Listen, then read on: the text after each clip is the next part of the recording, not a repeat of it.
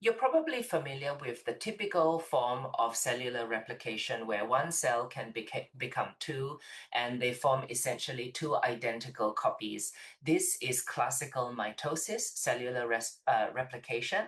And insects have the ability to undergo something really cool called endoreplication.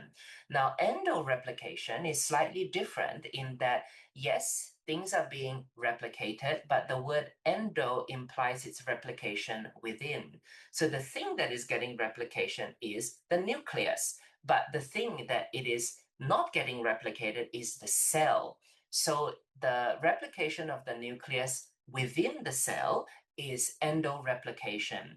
And you can see here that if this darker area represents the nucleus, that the resulting endoreplicated cell basically has a lot more copies of nuclei that, of course, given the constraints of the real estate available, sometimes the cell itself can get larger, but other times the nuclei need to stay more condensed. Now, just some terminology here before we work out why this is an amazing adaptation. So a cell like this we would describe as a polyploid, ploid in reference to something genetic, poly in reference to many. So a polyploid cell has many nuclei, nucleic structures, and at this stage of the cell cycle for endoreplication, we would also describe it as metabolically hyperactive. Now, you got to think about why that is, right? Because remember that the value of having cells is that each has its own individual machinery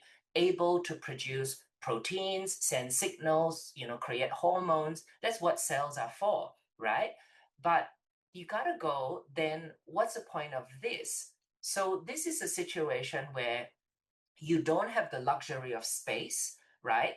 But you kind of want to upregulate the product of your factory, right? So all of these, imagine, are tiny little factories all producing the same thing.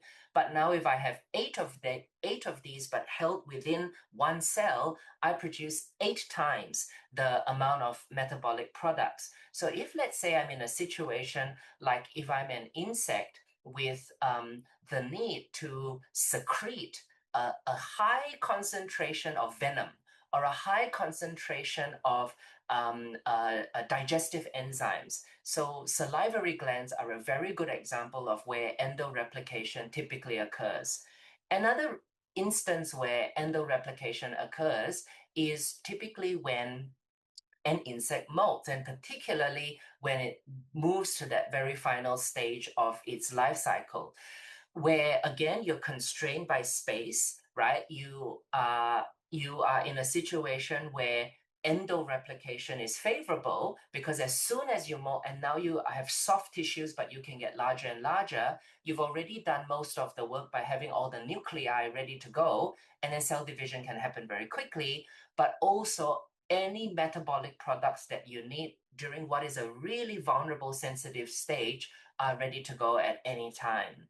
Now, there's some really interesting work here you can see where this is Drosophila, and you can see that they are stained, all of the nuclei are stained, and so you can really see that each individual nuclei can actually be counted. And unsurprisingly, when you're able to count the nuclei, it'll always be a factor of 2. So you'll find sometimes, I'll just quickly change this to a pen. You'll find sometimes the use of this word polytonize, poly meaning many. And the idea here is that polytonize means the maximum number of nuclei within an endoreplication context. And here is misleading because the C is in reference to copies, not temperature, not degrees Celsius.